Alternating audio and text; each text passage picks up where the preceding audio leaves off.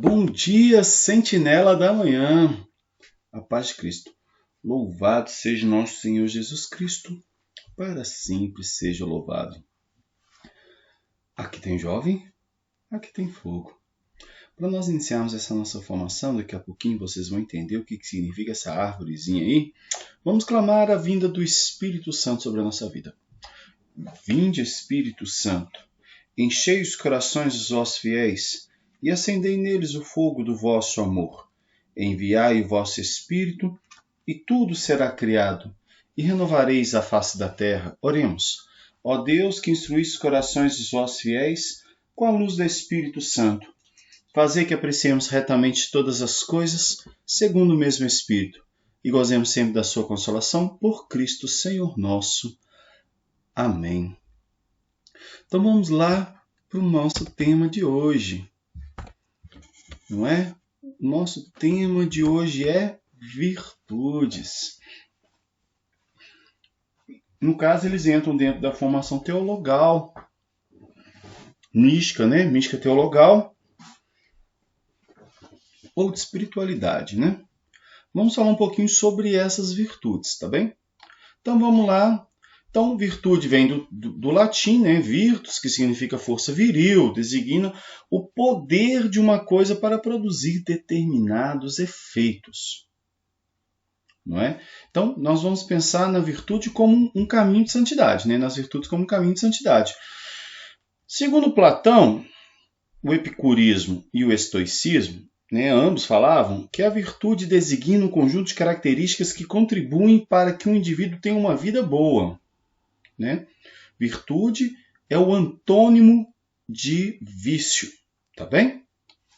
Então, Aristóteles define a virtude como aquilo que completa de forma excelente a natureza de um ser. Enquanto para um pássaro a virtude pode ser o voar depressa, para o homem a virtude será agir conforme a razão e para nós cristãos conforme o amor. Beleza? Tranquilo. Então vamos lá, Giovanni. Existe uma ligação íntima entre a virtude e ventura. O que é ventura? É felicidade, né? Alegria. Por isso, bem-aventurados são aqueles que são muito felizes. Então, a virtude ela tem uma relação com essa alegria. Então, apesar da virtude não ser uma condição suficiente para a vida boa, pois essa depende também de uma vida feliz. Existe uma relação de dependência. Então, se eu vivo uma vida virtuosa, eu tendo a ter uma vida feliz. Não é? Uma vida boa. Os estoicos defendem que a ventura resulta da virtude. Então, olha aí, ele já traz outra visão, que realmente a felicidade vai vir da virtude. E o Senhor Jesus, lá no Sermão da Montanha, vai dizer isso para nós, né? Nas bem-aventuranças. Epicuro, por sua vez, afirma que a virtude é uma condição para a aventura. Já Kant defende que a virtude não é aquilo que nos torna mais felizes, mas aquilo que nos torna dignos de sermos felizes. Ou seja, por mais que eu vivendo a bem-aventurança, eu vivendo as virtudes, eu não alcance uma felicidade, mas eu me torno digno. E aí, se nós pensarmos qual é a nossa felicidade, provavelmente vai fazer muito sentido, né? Propiciam facilidade, domínio e alegria para levar uma vida moralmente boa. Então, essas virtudes nos levam a ter uma facilidade em ter uma vida moralmente boa. Nos leva também um domínio da nossa vida. E mais, nos leva a uma alegria de viver essa vida. Não é aquela coisa que vai se tornar um fardo. Entende a ideia? Então vamos lá, continuando. Lá em Filipenses 4, versículo 8, está escrito para nós assim, né? Uma disposição habitual e firme que nós vamos ter para fazer o bem. É a força moral, capacidade de produzir efeitos benéficos. Então, lá em Filipenses capítulo 4, versículo 8, está assim: finalmente, irmãos, ocupai-vos com tudo o que é verdadeiro, nobre, justo, puro, amável, honroso, virtuoso ou de qualquer modo mereça louvor. Então, é preciso nós termos essa disposição de fazermos o bem, de vivermos verdadeiramente aquilo que é bom, né? E nós vamos ter a capacidade de produzir efeitos benéficos. Essa definição aqui é a do Catecismo da Igreja Católica. O objetivo da vida virtuosa é tornar-se semelhante a Deus.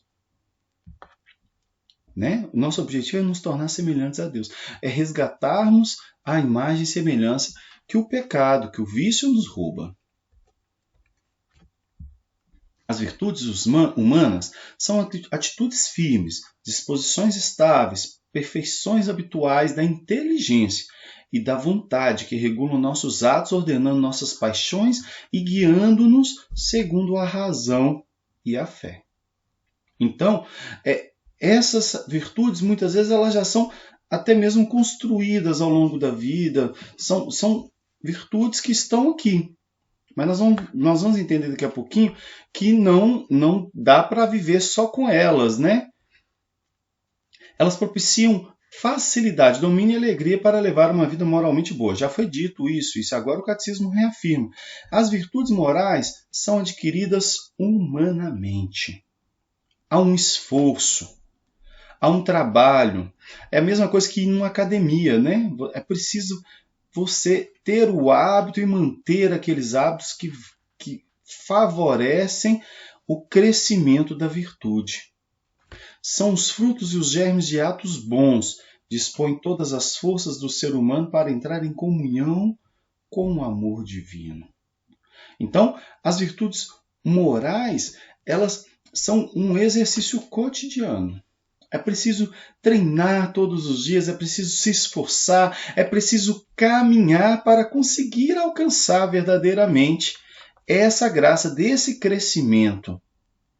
E aí voltamos na ideia da árvore, né?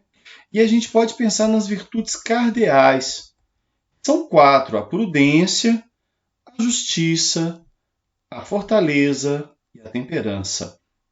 Olha lá, elas são 4. 4 ramos dos quais nascem todas as outras virtudes. Tá bem? Sim, essa árvore foi escolhida a dedo, né? Para poder colocar aqui. Então, um papel de dobradiça. Ardinis, né? Significa dobradiça, ou seja, delas vêm todas as outras, né? Elas propiciam facilidade, domínio e alegria para levar uma vida moralmente boa. Olha, retomando de novo essa ideia. Lá em Sabedoria, capítulo 8, versículo 7, está lá. Ama-se a retidão, as virtudes são seus frutos. Ela ensina a temperança e a prudência, a justiça e a fortaleza. Então, uma vida reta, uma vida virtuosa, nos ensina essas 4. Vamos entender uma por uma? Então, a prudência dispõe a razão prática, a discernir em qualquer circunstância, nosso verdadeiro bem e a escolher os meios adequados para realizá-lo. Né? Como assim, Giovanni? Então, a prudência, ela nos dispõe a querer o bem e a discernir, né? A escolher os meios mais adequados para aquilo ali. Né? Dispõe essa razão prática para esse discernimento. Por exemplo, se eu tenho que comprar uma bicicleta ou um skate. É um exemplo bobo, né? Mas eu não sei andar de bicicleta, mas também não sei andar de skate, então eu não compro nenhum dos dois, né? É um exemplo bem bobo, mas tem a ver, né? Na nossa vida cotidiana, muitas vezes a gente fica dando murro em ponta de faca, né? O homem sagaz discerne os seus passos. Lá em Provérbios 14, 15. Sede prudentes e sóbrios para vos entregardes às orações. Primeira carta de São Pedro, capítulo 4, versículo 7. Então é preciso ter prudência, ter discernimento. Como diz uma amiga minha, o discernimento, né? Mas é ter discernimento. E conseguir ter esse olhar prudente para escolher o bom caminho. Não é a regra certa da ação, de Santo Tomás de Aquino. Santo Tomás de Aquino, citando Aristóteles, né? Não se confunde com a timidez ou o medo. nem com duplicidade ou dissimulação. Como assim, Giovanni? Porque tem gente que acha que ser prudente é não querer fazer nada, né? Medo, preguiça, ou né, timidez que usou aqui, ou duplicidade do tipo assim, eu comporto aqui de um jeito, ali de outro jeito, né? Duplicidade de coração, fingindo, simulando. Não, não tem nada a ver com isso. Mas talvez ter as palavras corretas para cada momento é sim a prudência. Então, a gente vai chamá-la de auriga virtutum, portadora das virtudes. Conduz as outras virtudes, indicando-lhes a regra e a medida. Ou seja, é ela que vai dar a medida de que hora que eu vivo, como eu vivo, aonde eu vivo, de que forma, como eu luto, como eu batalho. É ela que vai dando toda essa condução, vamos dizer assim, né?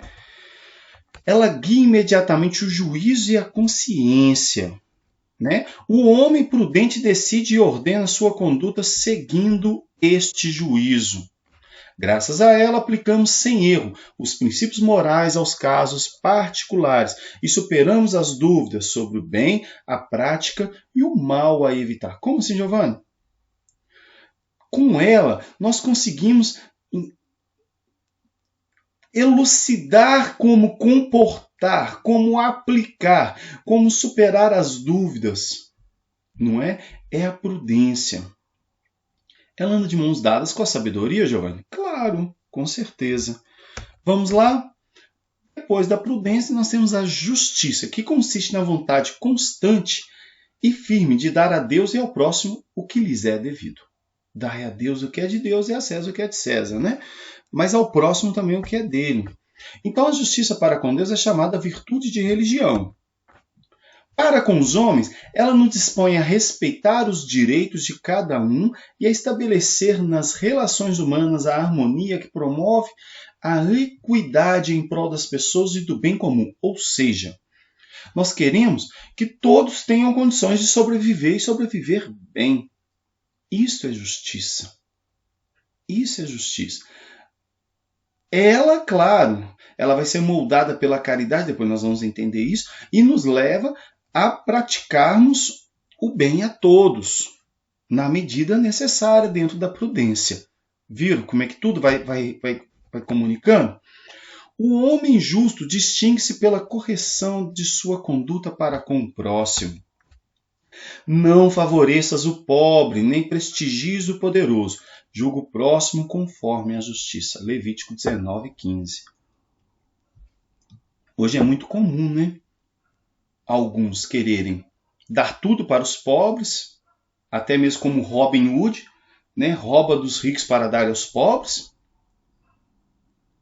E outros já querem prestigiar os poderosos, dando a eles mais dinheiro, mais poder. Não, julga o próximo conforme a justiça. Senhores, dai aos vossos servos o justo e equitativo, sabendo que vós tendes um Senhor no céu que vai pagar na mesma medida, né? Vamos pensar assim. A fortaleza, por sua vez, dá segurança nas dificuldades, firmeza e constância na procura do bem. É ela que nos faz permanecer no caminho reto. É ela que nos faz continuar, mesmo na dificuldade, mesmo na batalha, mesmo muitas vezes tudo à nossa volta querendo dizer ao contrário. É ela que nos ajuda a fugir do pecado, a combater contra o pecado. Firma a resolução de resistir às tentações e supera os obstáculos na vida moral.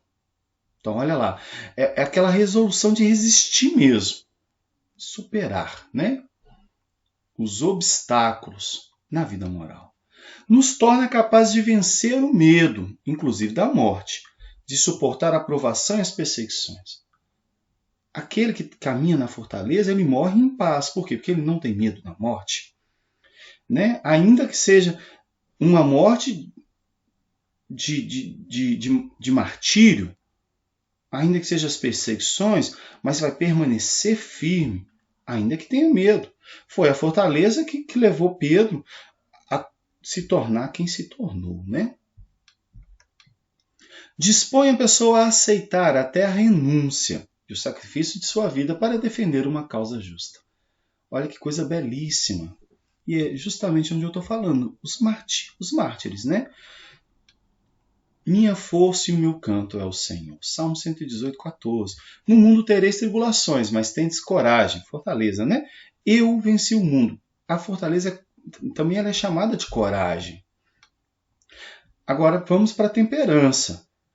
Tá indo rápido, Giovanni, mas calma, porque senão a gente vai ficar aqui 2 horas falando sobre isso. A temperança modera a atração pelos prazeres e procura o equilíbrio no uso dos bens criados. Como assim? Ela nos leva a conseguir moderar a atração, moderar o desejo do prazer, né? E procura esse equilíbrio no uso dos bens criados. Qual é o equilíbrio? A vontade de Deus. Assegura o domínio da vontade sobre os instintos. Então, por mais que o instinto seja forte, a temperança nos ajuda. E ela anda de braços e abraços com a fortaleza, né, Giovanni? Sim. E mantém os desejos dentro dos limites da honestidade. Então, a temperança é que nos leva a ter uma vida equilibrada, não é? Dominando a vontade. Como que eu alimento a temperança na minha vida? Jejum? Abstinência? Sim, é assim. A pessoa temperante orienta para o bem seus apetites sensíveis, guarda uma santa discrição e não se deixa levar a seguir pelas paixões do coração. Conforme Eclesiástico, uma das formas, às vezes, também de você combater é não fazendo vontades suas, vontades bobas, às vezes, sabe? Por exemplo, se obrigando a sentar direito. Giovanni, isso faz diferença? Que faz. Se você está se obrigando, aí você vai vendo que, querendo ou não, o seu corpo quer relaxar. Ele quer a preguiça, ele quer, né? E aí vai. Então me propor fazer um serviço. Eu fortaleço a temperança? Sim, e a justiça também. E provavelmente a caridade, que muitas vezes você vai estar ajudando alguém. Vamos lá. Não te deixes levar por tuas paixões e refreie os teus desejos. No Novo Testamento ela é chamada de moderação ou sobriedade. Devemos viver com moderação, justiça e piedade neste mundo. Está lá na carta de São Paulo a Tito, capítulo 2, versículo 12. Santo Agostinho diz para nós, viver bem não é outra coisa senão amar a Deus de todo o coração, de toda a alma e em toda forma de agir. Dedicar-lhe um amor integral pela temperança que nenhum infortúnio poderá abalar. O que depende da fortaleza, né? Que nenhum infortúnio abale. Um amor integral a Deus, a temperança, que obedece exclusivamente a Ele. E nisso consiste a justiça. Né? Que vela para discernir todas as coisas com receio de deixar-se surpreender pelo ardil e pela mentira. Isto é prudência. Então, olha lá. Dedicar um amor integral a Deus. Temperança. Nenhum infortúnio pode abalar a fortaleza. Que obedece exclusivamente a Ele, a justiça. E discerne todas as coisas, a prudência. Então, aí nós fechamos as cardeais, não é? Que delas nascem todas as outras. Lembrando que existem várias outras virtudes. Né? A castidade. E nós vamos ver mais alguns exemplos daqui a pouquinho. Calma aí. As virtudes humanas elas podem ser adquiridas pela educação, atos deliberados, uma perseverança sempre retomada com esforço. Elas são purificadas e elevadas pela graça divina, pelo auxílio de Deus. Forjam o caráter e facilitam a prática do bem. São as virtudes, né? É a parte das virtudes e a graça. A graça de Deus fortalece as virtudes humanas. Beleza? Beleza. Não é fácil para um homem ferido pelo pecado manter o equilíbrio moral. Não é fácil. Então, o dom da salvação trazida por Cristo é que nos concede a graça necessária para perseverar na conquista dessas virtudes. E deve pedir essa graça, né, essa luz e de fortaleza, recorrendo aos sacramentos. Cooperar com o Espírito Santo, né? Seguir seus apelos de amar o bem e evitar o mal. Também a oração, né? A oração também é muito importante, tá bom? Então nós temos aqui as 4 virtudes e nós entramos finalmente nas virtudes teologais que sustentam essas 4. Como assim, Giovanni? Vamos ver. Nós temos a prudência, a justiça, a fortaleza e a temperança. As 4 nascem da esperança. Nós vamos ver daqui a pouquinho. A esperança tem como fundamento a fé.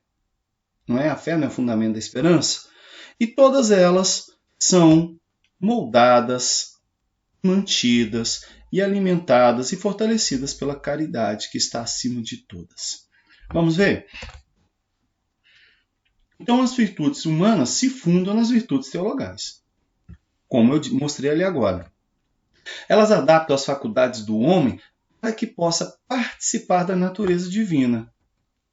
Se referem diretamente a Deus.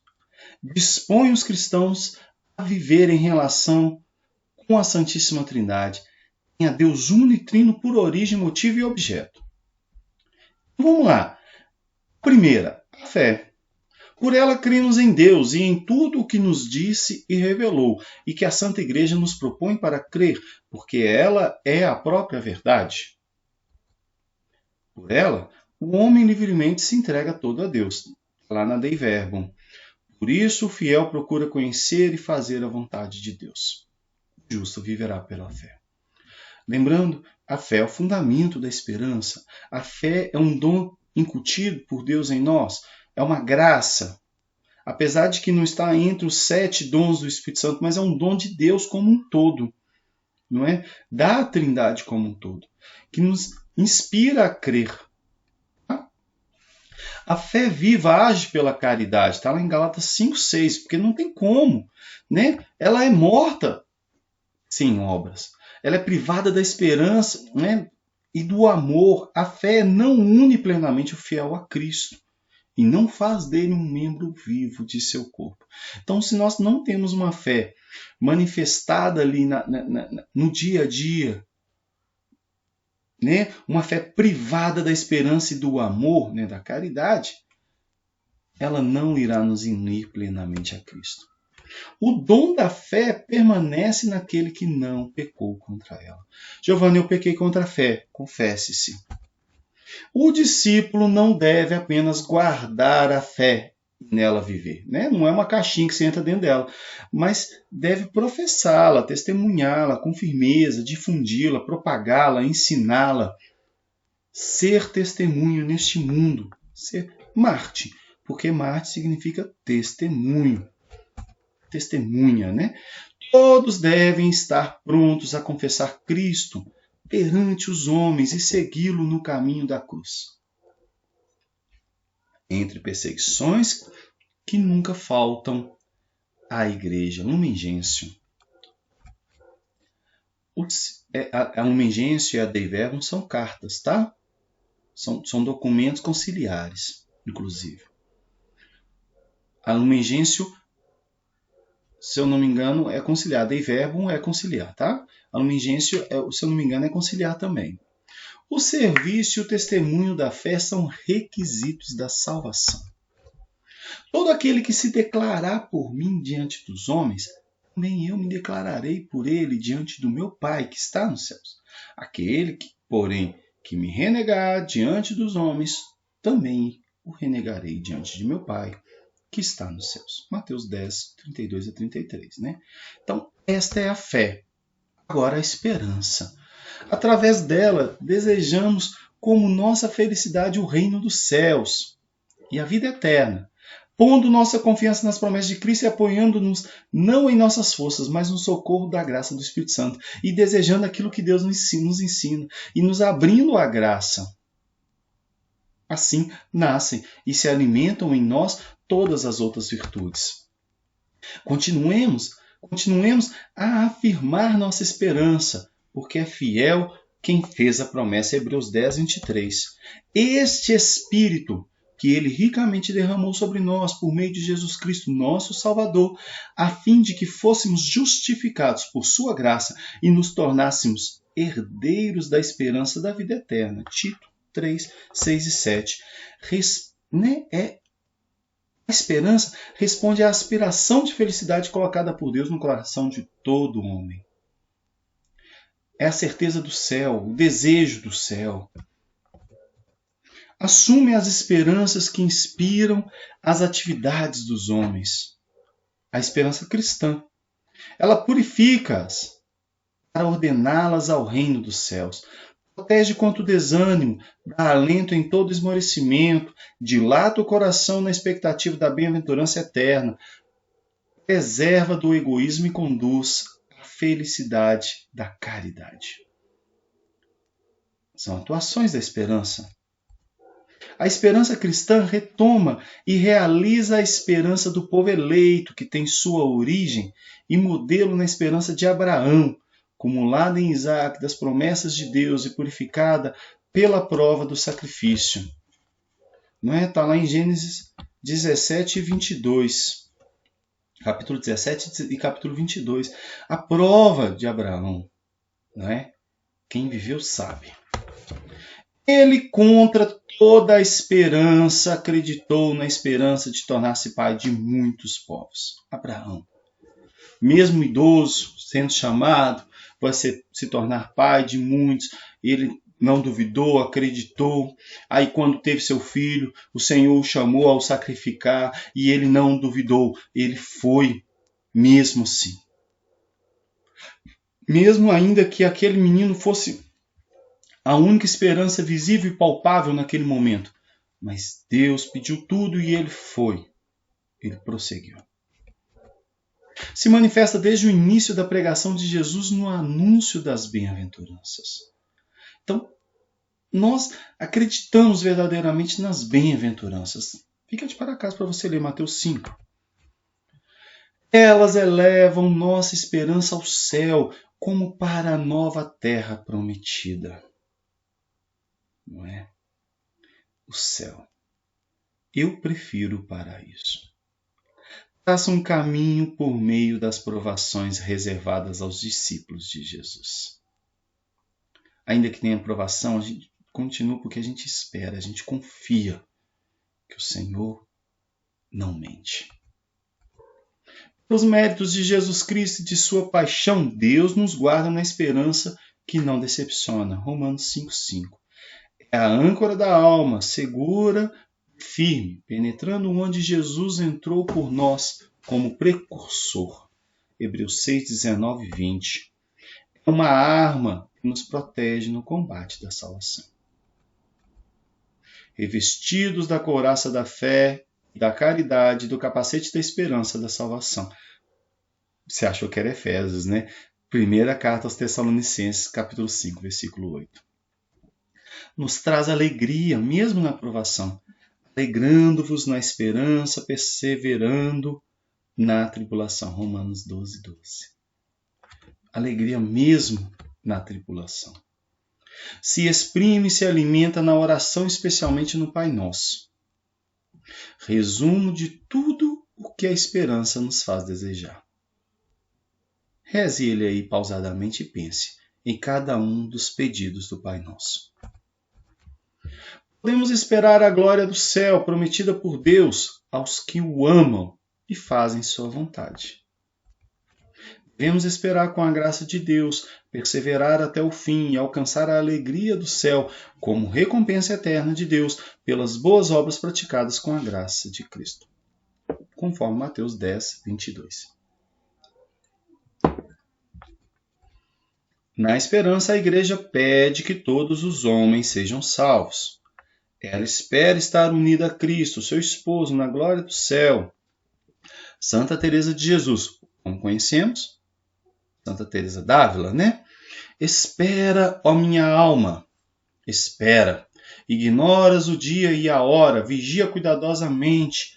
Tudo passa com rapidez, ainda que tua impaciência torne duvidoso o que é certo, e longo um tempo bem curto. Considera que quanto mais pelejares, mais provarás o amor que tens a Deus. E mais, te alegrarás um dia com teu bem-amado, numa felicidade e num êxtase que não poderão jamais terminar. Pensa na sua luta neste momento. Eu estou pensando na minha. E estou acalmando a minha alma, para que ela espere, para que ela vença a impaciência, para que ela produza a paciência em mim, para que eu consiga vencer a tribulação do exato momento. Agora, por sua vez, a caridade, através dela amamos a Deus sobre todas as coisas, por si mesmo, por Ele mesmo. Amamos a Deus porque Ele é. E ao nosso próximo como a nós mesmos, por amor de Deus. Jesus fez da caridade um novo mandamento, né? Amando os seus até o fim, né? João 13:1, manifesta o amor do Pai que ele recebe. Amando-nos uns aos outros, imitamos o amor de Jesus, que nós também recebemos como os discípulos, né? E os discípulos, eles foram amando uns aos outros, sempre imitando a Jesus. Assim como o Pai me amou, também eu vos amei, permanecei em meu amor.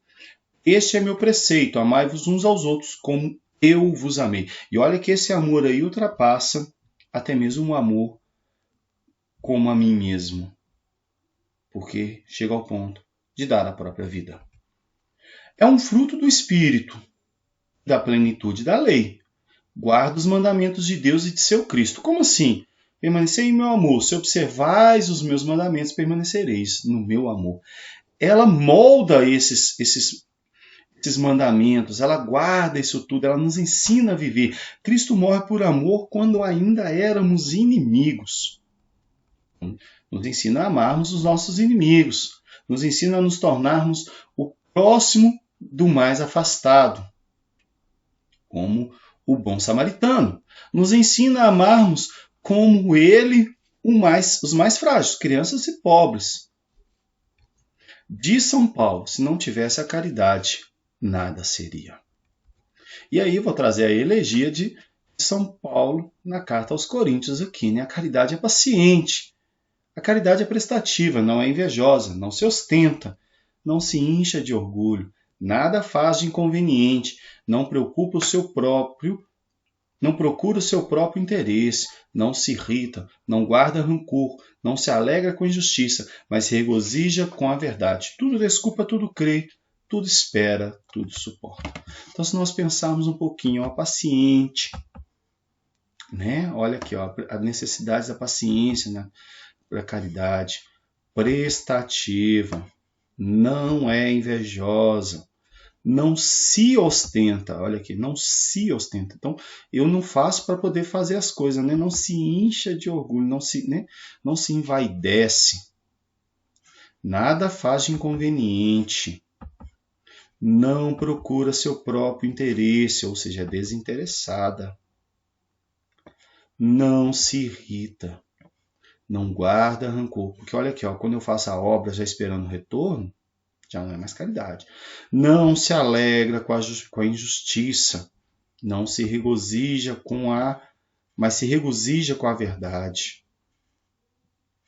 Tudo desculpa. Olha, isso aqui é importantíssimo. Nós queremos ser cristãos.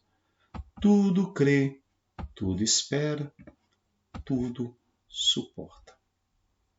Né? No sentido tanto de dar apoio, quanto também no sentido de aguentar. Tudo o que é privilégio, seja dons carismáticos, serviço ou virtude, se não tivesse a caridade, isso nada adiantaria. Superior a todas as virtudes, permanecem fé, esperança, caridade. Essas três coisas, a maior delas, porém, é a caridade. O exercício de todas as virtudes é animado e inspirado pela caridade, que é o vínculo da perfeição. Colossenses 3,14, né? Unidos pelo vínculo da unidade, o vínculo da perfeição. É a forma das virtudes. articulando-as e ordenando-as entre si. Ela que dá forma, ela que dá o contorno, ela que nos ensina a viver as virtudes, ela que vai, muitas vezes, na hora que nós temos que escolher lá na prudência, é a caridade que vai nos ensinar qual é o melhor caminho no fim das contas, porque é ela que molda, ela que traz verdadeiramente os passos a serem dados, né? É a fonte e termo da prática cristã das virtudes. Ela assegura e purifica a nossa capacidade humana de amar, elevando-a à perfeição sobrenatural do amor divino. Ou seja, nela nós nos aproximamos mais e mais de Deus. A prática da vida moral animada pela caridade dá ao cristão a liberdade espiritual dos filhos de Deus. Como assim, Giovanni? Ela permite que nós nos aproximemos de Deus como filhos, que respondem àquele que nos amou primeiro. Não como escravos, não como mercenários que queremos algo em troca, não, como filhos. E aí São Basílio para fechar, né, com chave de ouro. Ou nos afastamos do mal por medo do castigo, estando assim na posição de escravo, ou buscamos o atrativo da recompensa, assemelhando-nos aos mercenários, ou é pelo bem em si mesmo e por amor de quem manda que nós obedecemos, e estaremos então na posição de filhos. Crescei na caridade, meu irmão, minha irmã. Tem como frutos a alegria, a paz e a misericórdia. Exige a benevolência e a correção fraterna. Correção fraterna. Fraterna. É benevolência. Suscita reciprocidade. É desinteressada e liberal. Opa, Giovanni, liberal? Não confunda com liberalismo. Tá? Por que ela é liberal? Porque ela continua amando, não importa o que a pessoa faça. É amizade e comunhão. Né? Lembrando que Deus também ele é liberal. Né? Não, ele permite. Né? Ele não obriga nada a ninguém. Né? Nesse sentido ele é liberal. Não no sentido do liberalismo que eles trazem. Né? Novo aí. Né? O perigo que nós temos de dizer que tudo é permitido e que tudo é bom. Não é assim. Ele permite, né? Dando inclusive o livre-arbítrio. Santo Agostinho diz: a finalidade de todas as nossas obras é o amor. Este é o fim. É para alcançá-lo que corremos, é para ele que corremos. Uma vez chegados, é nele que repousaremos. Para aqueles que às vezes possam duvidar qualquer coisa que foi dita aqui anteriormente, tudo isso está no catecismo da Igreja Católica, tá bom? Então, vamos entender. A esperança é dela que nasce tudo, né? Mas ela é fundamentada, né? Dela nasce a justiça, a prudência, a temperança e a fortaleza. Mas ela é fundamentada na fé, né? Vamos pensar assim, a fé é o sustentáculo disso tudo. Tudo isso é moldado pela caridade. A caridade que molda tudo isso. Né? Ela que dá o contorno, ela que dá forma. Inclusive a própria fé. Né? Nós vimos lá. A esperança, ela dá contorno a tudo isso. Porque sem caridade nada somos. E aí retomando aquele desenho lá da árvore, né? Das virtudes. Nós temos as 4, das quais todas nascem. Lembrando que quando dizemos que todas nascem, provavelmente a grande maioria das outras virtudes que nós conhecemos tem fonte em todas as virtudes cardeais. Como assim? Por exemplo, a castidade. Ela tem sua origem principal na temperança. Mas nós precisamos da fortaleza para mantê-la. Nós precisamos da prudência para poder julgar os fatos. E nós precisamos da justiça para querer amar a Deus e ao próximo. E nós vamos precisar da caridade para verdadeiramente viver tudo isso. E aí nós temos todos eles com um veio único, que é a esperança, que nasce da fé, né? que é alimentada da fé. Né? E em volta de tudo isso, e muito forte, a caridade. Sem ela, nada somos. Lembre-se disso. Então, aqui só para encerrarmos, temos 2 esqueminhas aqui, ó, muito bacana. Então, lembra que eu falei que tem mais virtudes? Olha lá, humildade, generosidade, castidade, paciência, temperança, caridade e diligência. Essas aqui são os combates, né, os combatentes aos 7 pecados capitais. A soberba, combate com humildade. Como que eu alimento a humildade? Reconhecendo a mim mesmo, né, as minhas limitações, mas também minhas potências, e buscando justamente onde que eu preciso me fortalecer. A avareza, generosidade. Né? A humildade também, às vezes, eu me rebaixar de vez em quando também é importante. A avareza, generosidade. Não é? Eu dar mais às pessoas, ao próximo. A luxúria, castidade. A ira, a paciência. A gula, a temperança. Só a temperança mesmo, tá? Mesmo ela sendo uma cardeal. Por quê? Que não é a temperança aqui, Giovanni? Porque a castidade, lembra que eu falei que ela nasce da temperança de todas as outras? Então, a temperança que nos ensina a apreciar tudo corretamente. Então, vai contra a gula, que não aprecia corretamente tudo criado. A caridade contra a inveja. Somente a caridade contra a inveja. E a preguiça, a diligência, o desejo de trabalhar, né? É importante. São virtudes. Mas aqui tem um risco, não é? Que as virtudes sem a caridade, elas podem caminhar para alguns lados e se eu perco a ideia de virtude, eu posso chegar, né? Eu perco a virtude e o excesso sem a virtude também pode chegar a outro lugar. E a deficiência da virtude também chega. Então, ó, a integridade, se eu não tenho, a minha deficiência é a corrupção.